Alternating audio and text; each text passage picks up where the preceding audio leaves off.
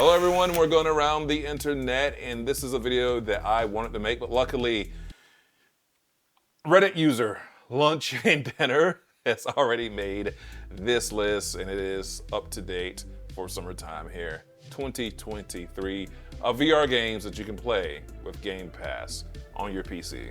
Xbox has nothing to do with this equation except for being the branding. You can't do it with a console. It is straight up a PC thing. You need Game Pass Ultimate or PC Game Pass. The list of updated VR games for PC Game Pass. I already played some of this. I have a video about how you might want to link up your Quest to your PC. I've definitely gone in depth on playing Star Wars, which I think is the best game on the list, Star Wars Squadrons. I played a little bit of No Man's Sky. Not really a fan. F122. Very unforgiving, very hardcore racing game. Not really for me. It's something that I messed around with for an hour.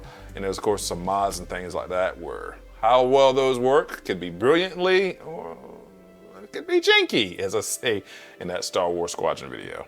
And if you like going around the internet with me this way, hit that like button and subscribe to never miss a shot from YeagerShots.com. See ya.